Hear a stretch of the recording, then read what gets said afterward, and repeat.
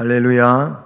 네, 오늘도 우리 능력의 주님이 우리 안에 크게 역사하고 또 말씀으로부터 하나님이 기뻐하시는 이런 심령으로 세워지고 앞을 향하여 전진해가는 우리 모두가 되기를 주님의 이름으로 축복합니다. 이 본문의 말씀은 그 고린도 지역에 있는 상황을 우리가 먼저 생각을 해야 되는데, 고린도 지역은 이미 우리가 앞에서 살펴봤던 것처럼 그 신전들이 많이 있습니다. 지금도 그리스 지방을 가게 되면 옛 고대 신전이 있었던 곳, 그리고 아직 기둥 몇 개만 남아 있는 것까지도 그걸 또 살려가지고 그렇게 관광지로 개발하고, 그래서 많은 사람들이 그 신전을 둘러보면서 야, 옛날에 정말 어마어마한 신전을 지었었구나 하는 이제 그런 관광객들로부터 옛날에 대한 어떤 찬사를 하는 일들이 있어요. 그 신전들이 많이 있어서 그 고린도시는 그 신전에 끊임없이 제물을 드리거든요. 이 짐승을 갖다 제물을 드려요. 그래서 많은 짐승이 제물이었단 말이죠. 그리고 그 제물들은 다 어떻게 그 신전 안에서 처리가 되어지는 것이 아니고, 그렇게 해놓고 또 다시 시장에 갔다가 그 바쳐졌던 고기들을 파는 거예요. 이제 이런 상황에 연관이 돼 있는 내용이죠.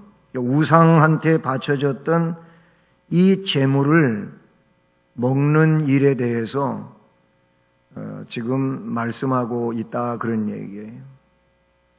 전체적으로 결론부터 말씀을 드린다면은 그 우상의 제물이라 할지라도 거기에 귀신이 붙어 있는 것도 아니고, 그거 먹으면 부정 타는 것도 아니고, 문제가 안 된다고 하는 것이 오늘 말씀의 또 요지이죠. 그런데 문제는 아직 그런 이제 신앙적 지식에 대해서 세워지지 못한 자들은 그것이 시험거리가 된다는 것이죠.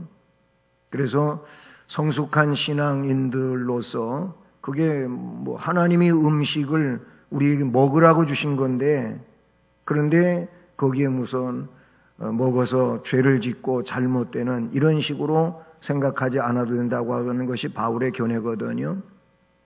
근데 그들 약한 이들이 그것 때문에 시험 들고 문제가 되면 그것은 안 된다 하는 얘기의 이제 내용으로 뒤에 말씀에 더 그게 자세하게 이 8장 마지막 절에서 그 내용을 바울 사도는 자신의 결심을 이야기하고 있는 부분을 보게 됩니다.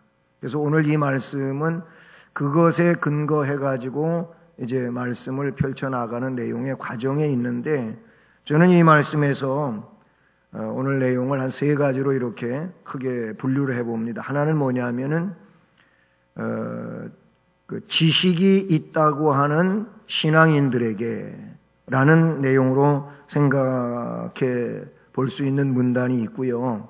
또 하나는 아직 그런 지식이 없는 초신자들에게 라고 그렇게 또 어떤 대지를 붙여볼 수가 있을 것 같아요. 그리고 지식이 있는 신자든 초신자이든 세 번째 내용은 모두가 다 자신의 입장과 자신의 어떤 주관적인 그런 생활에서가 아니고 하나님의 영광을 위하여 누구나 살아야 된다 하는 것이 오늘 바울 사도를 통해서 우리에게 주시는 그런 교훈이 되는 것이지요. 여러분, 그래서 먼저 신앙의 바른 지식이라고 하는 이 제목을 제가 정해서 같이 말씀을 나누게 되었는데, 그러면 신앙의 바른 지식을 위하여 우리가 살아가야 될 일들은 온전한 믿음 생활이라고 볼 수가 있어요. 온전한 믿음 생활. 온전한 믿음 생활 하면은 그 믿음 생활에 있어서 어떤 완전성을 이야기한다고 볼 수가 있는데, 제가 이런 타이틀을 붙이는 것은 오늘 말씀에 있는 내용을 가지고 생각해 보게 되면은 지식과 그 지식을 사랑으로 살아갈 수 있는 이 내용을 근거해서 그렇게 생각해 본 것입니다. 여러분, 신앙은 지식 위주의 신앙이 아니에요. 이거는 좀 더 조직신학적으로 이야기한다면은 교리 신앙이 아니라는 거예요. 중요한 얘기입니다. 교리는 분명해야 됩니다. 교리를 잘 알아야 되는데, 그런데 지식적으로 교리만 알고 그냥 그 지식으로만 가면 안 된다는 거예요. 거기에 사랑이 내포되어 있어야 된다, 그런 얘기예요.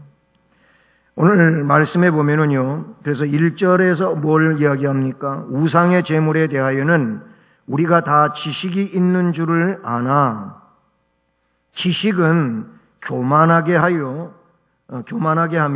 사랑은 덕을 세우나니, 이 말씀에서 그 앞에 말씀드린 내용을 우리가 깨닫게 되는 것이죠. 그냥 지식만 가지고 있는 것은 바울 사도는 뭐냐면은 교만하게 한다는 거예요. 그는 지금 그 지식 때문에 사랑이 없는 이 상황에서는 다른 이들에게 그가 알고 있는 지식 때문에 상처를 주고 그리고 잘못되는 그런 일들이 생겨나게 된다는 것이죠. 그래서 그 지식을 부정하는 게 아니고 그 지식은 분명히 있어야 되는데 그 지식에 사랑과 함께 해야 된다라는 말씀을 말씀해 주고 있는 것이죠. 그래서 3절 같은 경우에도 또 누구든지 하나님을 사랑하면 그 사람은 하나님도 알아주시느니라, 이렇게 말씀하고 있어요. 그래서 온전한 믿음 생활은 이 교리를 아는 신앙적 지식과 함께 사랑을 동반하여 살아가는 이것이 온전한 믿음 생활이 된다고 볼 수 있는 것이죠.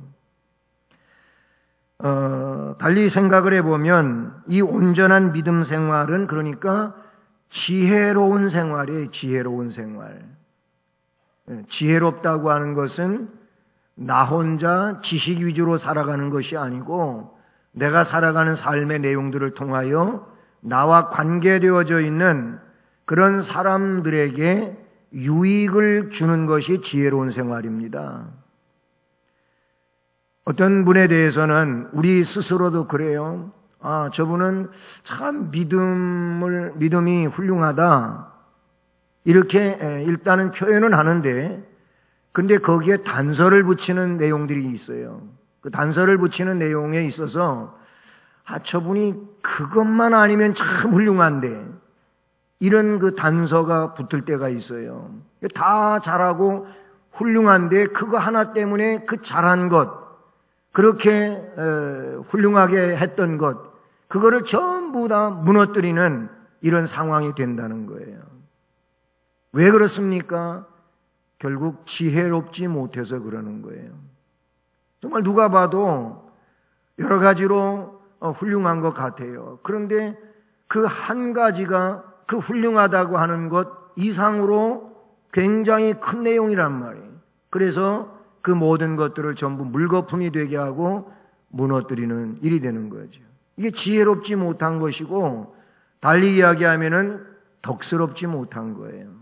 그래서 신앙생활에는 사랑이 있어야 되고 그 사랑으로 인하여 덕망이 있어야 되는 거예요.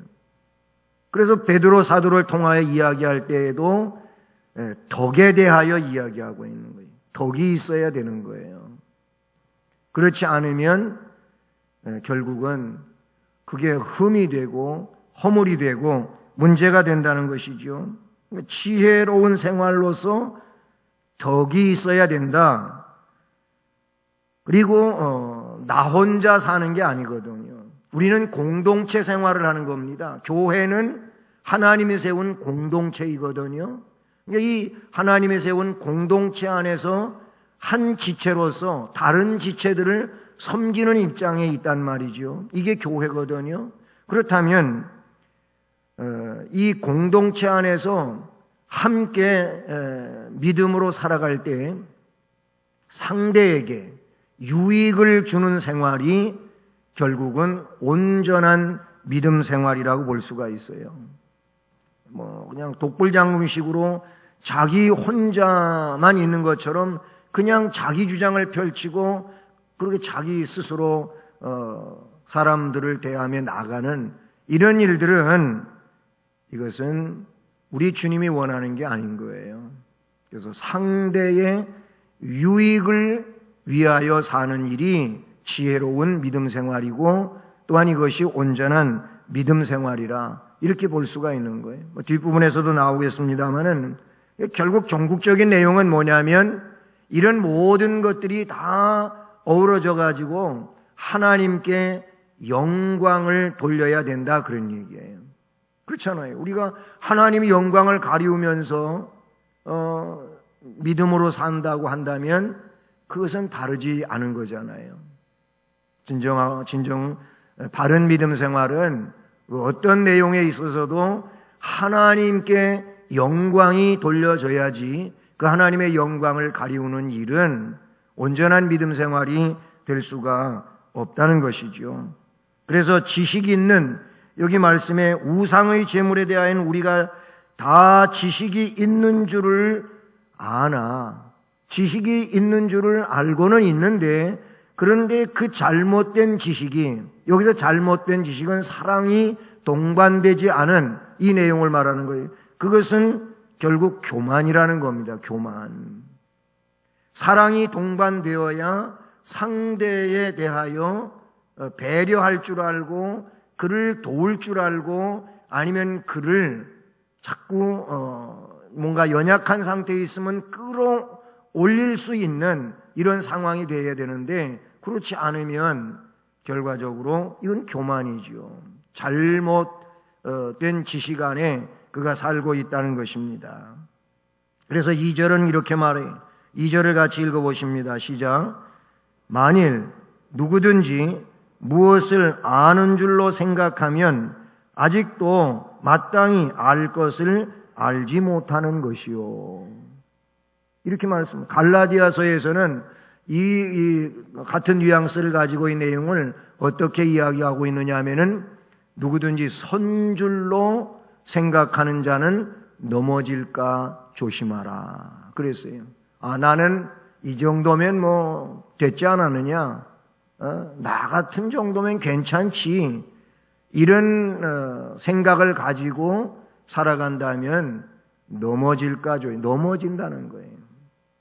그런 사람은 교만한 자이며 넘어질 수밖에 없는 자라고 그렇게 말씀하고 있는 거예요. 그러니까 아직도 나는 부족하다고 여기면서 어떻게 해요?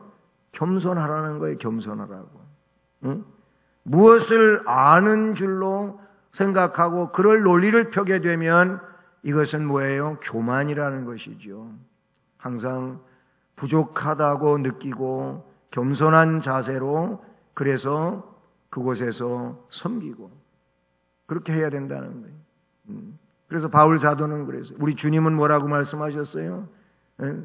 남을 나보다 낮게 여기는 비판, 넌 왜 비판하느냐? 비판을 받지 아니하려거든 비판하지 말라. 내가 하는 비판으로 너도 비판을 당할 수밖에 없는 그런 똑같은 자가 아니냐. 아니 더하면 더했지. 그래서 주님은 내 눈에 있는 들보부터 너 큰 잘못부터 알아차리고 너부터 좀 바르게 해라. 그리고 나서 밝은 눈으로 밝은 심령으로 타인을 보고 또 격려할 수 있다면 격려하는 자가 되어라. 너는 생각지 아니고 남만 가지고 이야기하는 자가 되지 말라고 그렇게 말씀하고 있어요. 그래서 지식이 있다고 하는 성도들에게 대하여 말씀하고 있는 내용은 겸손하라는 겁니다. 겸손하라. 그리고 이 말씀에서 4절에 보면 그러므로 우상의 제물을 먹는 일에 대하여는 우리가 우상은 세상에 아무것도 아니며 또한 하나님은 한 분밖에 없는 줄 아노라 하면서 이제 두 번째 단계로 이렇게 넘어가게 되는데요. 그러니까 우상의 제물은 먹어도 문제가 되지 않지만, 근데 아직 그 수준까지 올라오지 못한 고린도 교회 안에 그런 지식을 갖추지 못한 성도들이 있었다는 얘기죠. 그러면 이 사람들은 교회 안에 유입은 됐는데 이들은 아직까지 유일신 하나님, 유일하신 구세주, 그런 올바른 고백에 이르지를 못한 거예요. 아직 그러니까 신앙의 그런 단계에 이르지 못했거든요. 그래서 말씀의 내용은 세상에 뭐 하늘에나 땅에나 그냥 신이라고 불려지는 것들이 많이 있잖아요. 고린도에는 더 그랬어요. 그렇다면 그 시대에 아직 그렇게 하나님이 유일하신 하나님이고 유일한 구세주라고 그렇게 지식적으로 갖지 못한 그들에게는 그 부분에 대해서 그 신전 제물을 먹고 안 먹고 하는 이 문제가 어떻게 보면은 작은 일이 아니었단 말이죠. 그래서 그 부분으로 문제가 되어졌기 때문에 너는 그런 연약한 신앙을 가지고 있는 이들에 하여 배려할 줄 모르니 넌 교만하게 지금 살고 있는 거다 하고 바울 사도는 말씀을 하고 있다는 사실이죠. 그렇습니다. 누구든지 하나님을 사랑해야 되고 그 사랑의 근거에서 역시 공동체의 지체를 사랑해야 되고 또한 더 나아가서는 우리 주변에 믿지 않는 이런 이들을 그리스도의 사랑으로 사랑하면서 그런 이들을 주님 앞으로 인도할 수 있는 지혜로운 생활, 덕스러움이 있어야 된다는 것을 말씀해 주고 있는 줄로 믿습니다. 우리는 고린도 전서 13장 사랑장을 너무 잘 알고 있죠. 많이 알고 있고 많이 인용되어지고 그래요. 그 13장 2절 말씀에 내가 예언하는 능력이 있어서 모든 비밀과 또 지식을 알고 산을 옮길 만한 믿음이 있을지라도 사랑이 없으면 내가 아무것도 아니요. 이런 말씀이 나와요. 앞에 나오고 있는 내용은 굉장히 대단한 거 아니겠습니까? 예언의 능력이 있어요. 비밀, 지식을 알아요. 산을 옮길 만한 믿음이 있어요. 굉장한 것들 아니겠습니까? 그런 믿음이 있는 그런 대단한 신앙적 지식과 비밀을 알고 있다 할지라도 바울 사도는 사랑이 없으면 아무것도 아니라고 이야기하고 있어요. 사랑 안에서 사랑이 내포된 내용을 가진 그런 예언 활동, 그리고 신앙적 지식, 그리고 믿음의 역사, 이게 사랑과 동반되어져야 한다고 하는 것을 말씀을 해주고 있다는 사실이죠. 그래서 지식이 있다고 하는 신앙인들은 배려할 줄 아는, 약한 이들을 세울 줄 아는 이런 겸손한 사랑을 동반한 신앙으로 살아라. 괜히 남 시험 들게 하지 말고, 그 말이거든요. 그 다음에 초신자들, 아직 신앙이 그렇게 성숙하지 못한 이런 이들에게는 뭘 이야기하고 있습니까? 하나님밖에 없다는 거예요. 우리가 섬기는 이 여호와 하나님, 그 하나님은 유일한 신이라는 거예요. 그리고 우리의 구세주 예수 그리스도도 유일한 주님이라고 하는 것을 가르치고 있는 거예요. 아직 고린도시에서 교회 안으로 유입돼 가지고 이런 지식을 갖지 못한 참된 신앙 안에 오르지 못한 이런 이들에게 하나님만이 유일하신 분이다. 십자가에 못 박혀 우리를 구속하신 예수 그리스도만 유일한 구세주다. 이 지식을 가지라는 거예요. 누구에게? 아직 이런 지식이 있지 못한, 그래서 막 어떤 범신론적 사고 안에 있고 이런 고린도 교회 안에 유입되어 있는 그런 초신자들에게 바울 사도는 말씀하고 있는 것이죠. 그래서 4절 이하에 쭉 기록된 말씀은 그런 내용을 근거하고 있는 것이죠. 우상의 제물을 먹는 일에 대하여는 우리가 우상은 세상에 아무것도 아니며 또한 하나님은 한 분밖에 없는 줄을 아노라. 5절 같이 읽어봅니다. 시작.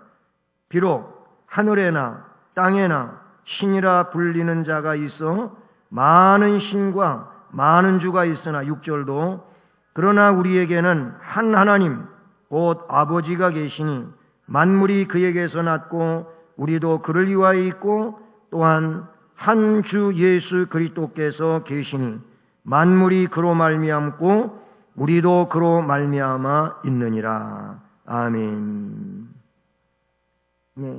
말씀드린 것처럼 그 하나님 한 하나님 섬기고 우리의 중보자이시고 구세주이신 한 주님 예수 그리스도만 섬기면은 이런 지식을 갖고 그 신앙 안에서 삶을 살아가면 아무 문제가 없다는 거예요.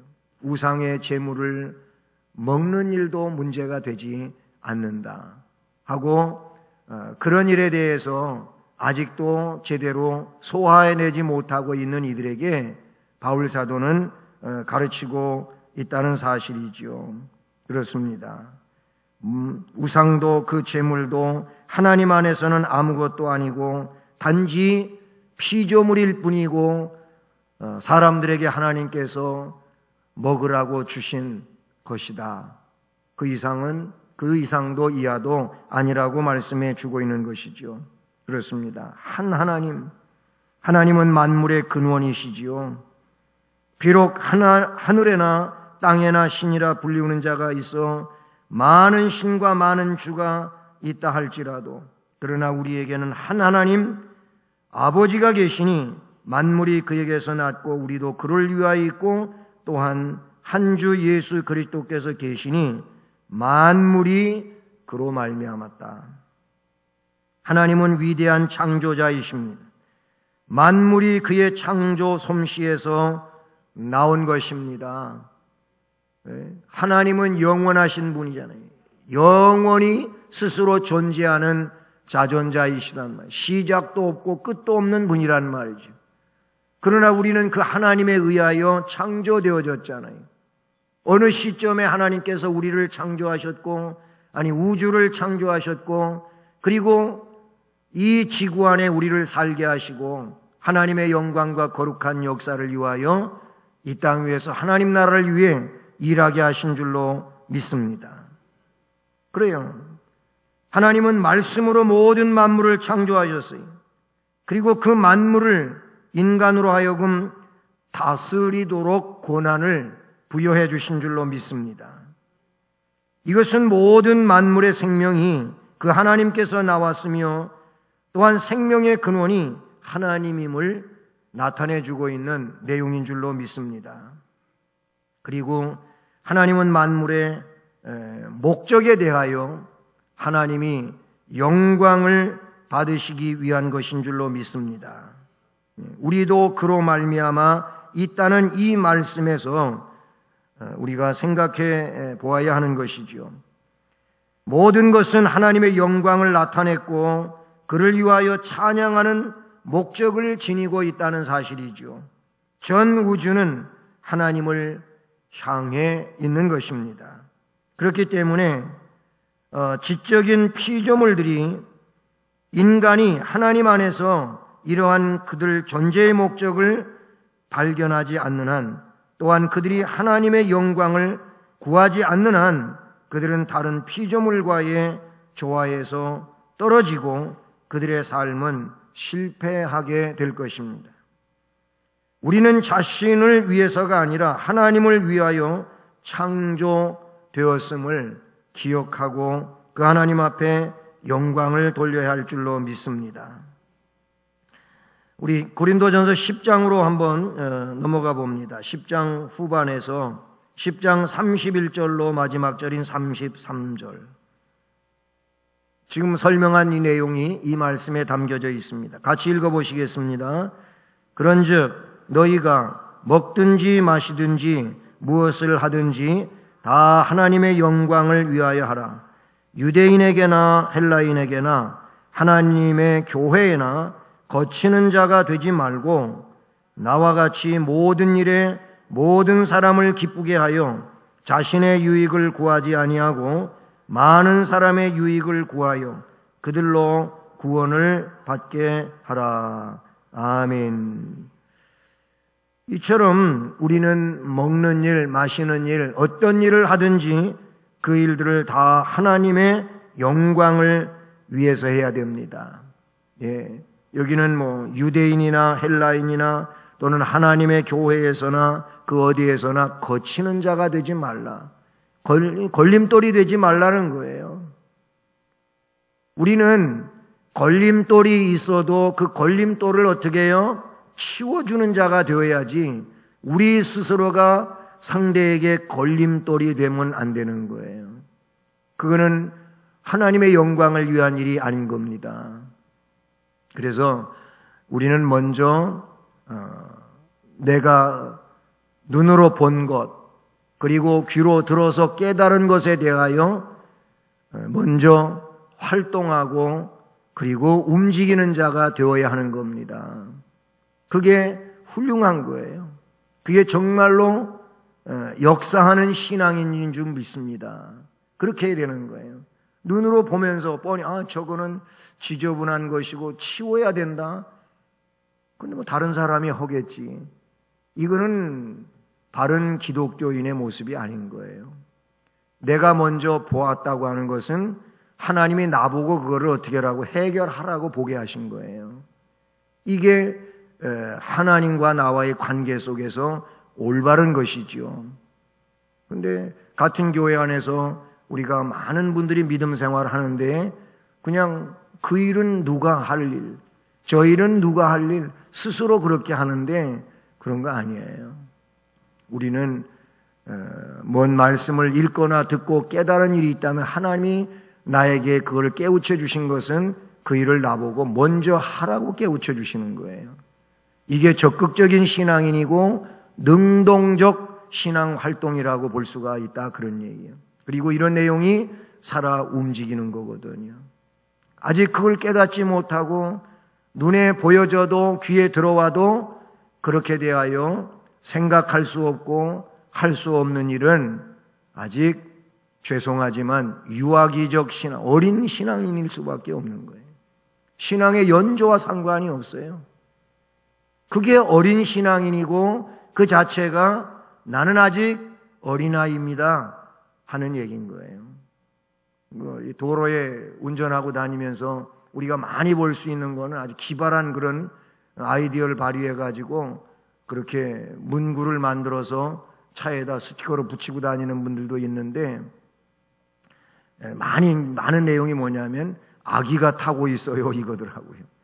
난 이 글이 처음 나올 때 그 안에 진짜 아이가 타고 있는 줄 알았어요. 그러니까 이 차는 접근하지 말고 조심하라고 하는 얘기인 줄 알았더니 그게 아니고 나는 이제 운전 배운 지 얼마 안 된 초보입니다를 그렇게 쓴 거더라고요. 근데 요즘에 제가 최근에 본 건데 면허 좀 따가지고 나왔어요. 이렇게 써붙이고 다니더라고요. 면허 좀 따가지고 나왔다는 거예요. 그러니까 이제 운전 배워가지고 면허 딴 지 얼마 안 됐으니까 나 운전 초보니까 알아서들 좀 비켜가세요. 이런 의미란 말이죠. 그는 스스로가 뭘 이야기하는 내가 운전에 아직 미숙하니까 좀 양보 좀 해 주십시오 하는 그런 의미인데 우리가 신앙생활을 하면서 나 자신이 나는 아직도 신앙의 초보입니다. 아이입니다. 이렇게 오래된 신앙인들이 그런 모습으로 삶을 그렇게 드러내고 살면 안 되리라고 생각합니다. 그렇습니다. 우리는 성숙해져야 되고 한 하나님, 한 주님을 바르게 섬기는 자가 되어야 할 줄로 믿습니다. 이 고린도전서 10장의 말씀과 비슷한 내용이 로마서 14장에도 나오고 있어요. 로마서 14장의 말씀 한번 살펴보실까요? 로마서 14장 8절로 9절 말씀입니다. 8절 9절 같이 읽습니다. 우리가 살아도 주를 위하여 살고 죽어도 주를 위하여 죽나니 그러므로 사나 죽으나 우리가 주의 것이로다. 이를 위하여 그리스도께서 죽었다가 다시 살아나셨으니 곧 죽은 자와 산 자의 주가 되려 하심이라. 아멘. 우리가 왜 살아도 주를 위하여 살고 죽어도 주를 위하여 죽습니까? 그리스도께서 날 위하여 영생의 문제를 위해서 그리스도께서 십자가에 자신을 못 박아 돌아가셨고, 그리고 우리의 영생을 위하여 죽음에서 부활하셨기 때문에 그리스도를 구세주로 믿는 이들이니 우리가 주를 위하여 살아야 된다고 하는 것을 말씀을 해주고 있습니다. 이 로마서 14장은 레위기에 근거해서 율법적으로 거기에 먹을 수 있는 동물들 아니면 또 어류들 이런 것이 나와요. 먹을 수 없는 것에 대해서도 나오죠. 근데 이제 레위기에 율법적으로는 그랬었는데 복음 안에 들어오면서 그것이 많이 사라졌어요. 그런데 아직도 율법을 중심으로 하고 있는 사람들에게 있어서는 그거 구약에 먹지 말라고 했는데 왜 먹냐? 당신 신앙인 맞아? 아직 율법주의에 있는 사람들은 그렇게 얘기할 수 있잖아요. 네, 그 고린도서하고는 좀 뉘앙스가 다른 겁니다. 고린도에는 우상의 제물과 관계한 것이고 로마서 14장은 율법에 근거한 내용과 관계한 거예요. 그러니까 그런 이제 다른 면인데 어쨌든 중요한 것은 성숙한 신앙인과 아직 미성숙한 신앙인에게 주고 있는 말씀이에요. 그러므로 마지막으로 우리가 이 말씀에서 생각하게 되는 것은 하나님과 성도의 관계, 그러니까 성숙한 성도이든 미성숙한 성도이든 다 이들은 성도라고 하는 그런 내용 속에서 하나님과 어떤 관계 속에 살아야 되냐 그런 얘기예요. 성도는 예수 그리스도로 말미암은 자들이 성도인 거잖아요. 예수 그리스도로 말미암았어요. 그래서 오늘 말씀의 그 마지막 부분에도 한 주님을 이야기하면서 주 예수 그리스도께서 계시니 만물이 그로 말미암고 우리도 그로 말미암아 있느니라. 누구로 말미암아? 예수 그리스도로 말미암아 우리도 있다는 거예요. 성도는 예수 그리스도로 말미암아 성도가 된 거예요. 그리고 예수 그리스도로 말미암아 하나님의 자녀가 된 거예요. 그러니 이 내용은 예수님 때문에 우리는 새로운 자가 된 것이죠. 예수님 때문에 결국 하나님 나라 기업을 받은 구별된 백성이 된 줄로 믿습니다. 성도는 현 상태에서 다른 것들과 구별되고 이제 새롭게 창조가 된 자들이에요. 성도는 알파와 오메가 되시는 그 주님으로부터 새롭게 되어진 자들이라 이렇게 볼 수가 있는 것이죠. 때문에 성도는 예수 그리스도를 떠나서 존재할 수 있는 게 아니라는 것입니다. 오직 그분으로 말미암아 있는 자들이 성도인 겁니다. 그러니 신앙이 어린 자는 어린 대로, 성숙한 자는 성숙한 대로 우리가 주장해야 될 것은 예수 그리스도예요. 나의 주님 예수 그리스도, 영원한 생명이신 우리 주 예수 그리스도, 나의 유일한 중보자이신 예수 그리스도. 그래서 예수 그리스도를 중심으로 하는 삶에 모든 핀트가 맞춰져야 되고 초점이 맞추어져야 되는 줄로 믿습니다. 이게 우리가 하나님과 성도의 관계에서 성자 예수 그리스도와의 관계를 생각해 봅니다. 그리고 이미 앞에서 살펴봤지만 성도는 하나님을 위하여 존재한다는 거예요. 하나님을 위한다는 거예요. 그래서 만물이 하나님을 위하고 성도는 특별히 하나님이 위하는 존재이거든요. 그 이유가 뭡니까? 성도가 예수 그리스도로 말미암아 구속을 받은 존재이기 때문에 그런 거예요.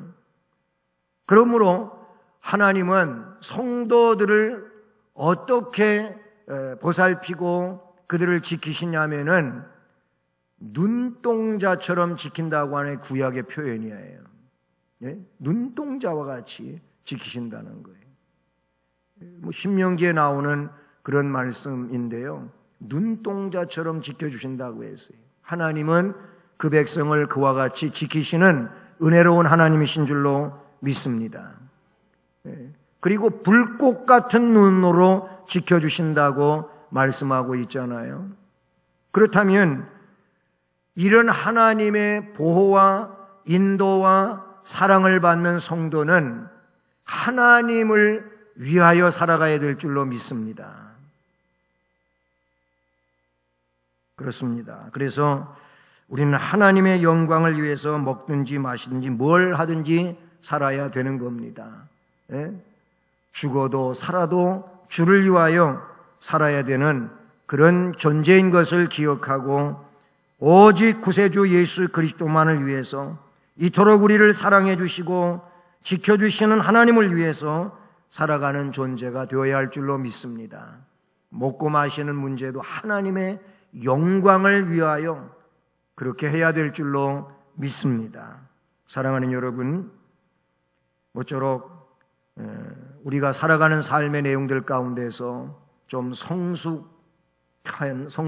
신앙인이 되었다고 하는 분들은 그렇지 못한 이들을 이끄는, 배려하는, 그들을 품고 사랑하는 이런 믿음으로 살아가는 겸손한 자가 되기를 원하고, 아직 나는 이제 교회에 들어온 지 얼마 안 돼서 이제 신앙에 대해 잘 모르니 여러 가지로 아이와 같다고 한다면 그 중에 무엇보다도 잊지 말아야 할 것은 하나님 한 분만이 유일하신 분이라고 하는 것, 예수님만이 유일한 구세주라고 하는 이 진리를 꼭 기억하고 예수님 외에, 하나님 외에 다른 것에 어떤 경배사상을 갖는 일을 절대 하지 않는 이런 지혜자로 살아가기를 주님의 이름으로 축복합니다.